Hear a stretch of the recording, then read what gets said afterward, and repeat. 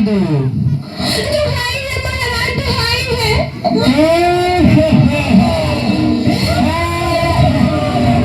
मेरा न्याय हो। तुम्हारा न्याय यही होगा, और ऐसे होगा जैसे यम के यहाँ भी नहीं होता। बोलो क्या हुआ?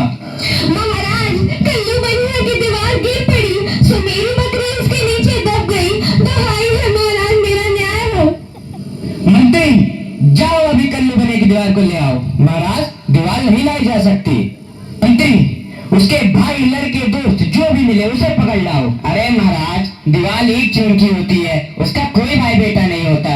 अच्छा, तो जाओ कल्लू बनिया को पकड़ लाओ। कल्लू बनिया को लाया जाए। कल्लू बनिया हाजिर हो।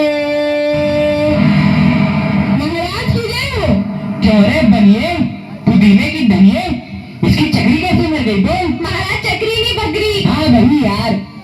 महाराज, मेरा कुछ दोष नहीं, कारीगर ने ऐसी दीवार बनाई कि गिर पड़ी। मंत्री, इस लल्लू को निकालो और कारीगर को पकड़ लाओ। इस लल्लू को ले जाओ और कारीगर को लाओ। कारीगर हाजिर हो। महाराज, मेरी जय हो।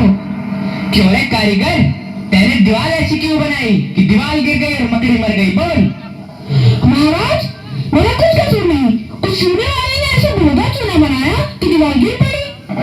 अच्छा, इस कारीगर को ले आओ। नहीं नहीं, कारीगर को निकालो और चूने वाले को पकड़ लाओ। कारीगर को ले जाओ और चूने वाले को लाओ। चूने वाला हाजिर हो। महाराज की जय हो। क्यों बे खैर सवारी चूने वाले, इसकी ककड़ी कैसे मर गई? बोल। महाराज, हमें कुछ कसूर नहीं, एक भिष्टिया चूने पर एक ढेर दे दिए, इसीलिए दीवार कमजोर हो गई। अरे अरे अरे मंत्री, इस चुन्नी लाल को निकालो और भिस्ती को पकड़ लाओ। इसे ले जाओ और भिस्ती को लाओ। भिस्ती हाजिर हो। क्यों भिस्ती, गंगा जमुना कश्ती, तेरे चूने में इतना पानी क्यों दिया कि दीवार गिर गई? हो कल्लू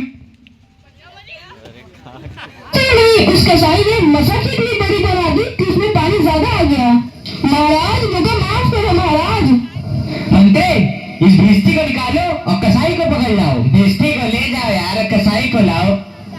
कसाई हाजिर हो। महाराज, क्यों रे कसाई, तेने मशक ऐसी क्यों बनाई? दीवार गिराई और बकरी दबाई? बोल।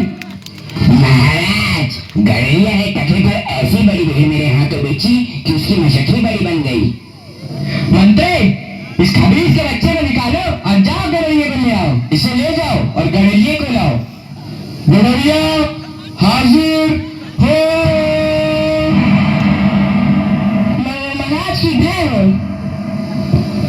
कह रहे गड़ैया, तेने इतनी बड़ी भीड़ क्यों बेची कि दीवार गिर गई और बकरी मर गई? बोल। महाराज, उधर से कोतवाल साहब की सवारी आ गई तो उसको देखने मैंने छोटी बड़ी भीड़ों का ख्याल ही नहीं किया। मेरा कोई कसूर नहीं।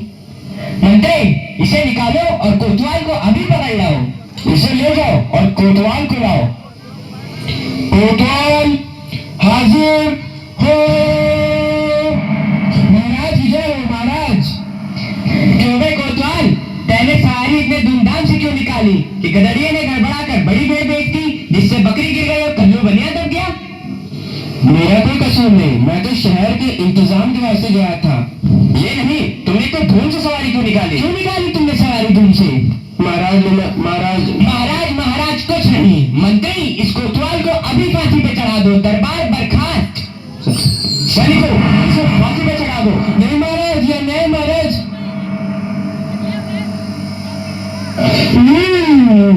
गुरु जी ने तो हमको यहाँ रहने से मना किया था। माना कि देश बुरा है, पर अपना क्या, अपन किसी राजकाज में थोड़ी ना है कि किसी बात का डर हो। रोज मिठाई चबाना और मजे से आनंद उठाना। चल और बेटा आज पीड़िए में। बाबा जी चलिए, नमो नारायण कीजिए। हैं? यह आफत कहाँ से आई? अरे भाई, मैंने तुम्हारा क्या बिगाड़ा है जो मुझे पकड़ते हो? आपने बिगाड़ा है या बनाया है, इससे क्या मतलब? अब चलिए फांसी का चलिए। फांसी? फांसी? अरे बाप रे बाप, फांसी? मैंने किसकी जान लूटी है?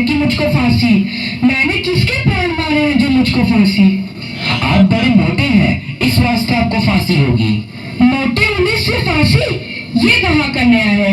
अरे फकीरों से हंसी नहीं की जाती। बात यह है कि कल कोतवाल साहब को फांसी का हुक्म हुआ था। जब फांसी देने को ले गए तो फांसी का फंदा बड़ा हुआ, क्योंकि कोतवाल साहब दुबले हैं। हमने इस पर महाराज से अर्ज किया कि किसी मोटे आदमी को पकड़कर फांसी दे दें। इस वास्ते तुमको ले जाते हैं कि कोतवाल के बदले तुमको फांसी दें। तो क्या और कोई नगर भर में मोटा नहीं मिलता जो मुझ अनाथ फकीर को फांसी दे देते हो? इसमें दो बातें हैं। पहली, राजा की न्याय से कोई मोटाता नहीं। दूसरी, अगर मोटा जाए तो दरबार में जाके न जाने क्या बोले, इस वास्ते आपको फांसी होगी। दुहाई हो परमेश्वर की, यहाँ बड़ा ही अंधेर है। अरे गुरुजी महाराज का कहना मैंने ना माना, उसी का फल मुझे अभी भोगना पड़ रहा है। गुरुजी कहाँ हो? कृपया मेरे प्राण बचाओ। हाय, मैंने गुरुजी का कहना ना माना, उसी का फल है ये। गुरुजी कहाँ हो? बचाओ। अरे बच्चा गोवर्धन दास, तेरी यह क्या दशा हो गई है? गुरुजी, दीवार के नीचे बकरी दब गई, सो इसके लिए मुझे फांसी देते हैं। गुरुजी बचाओ। अरे बच्चा, मैंने तो पहले ही कहा था कि ऐसे नगर में रहना ठीक नहीं है।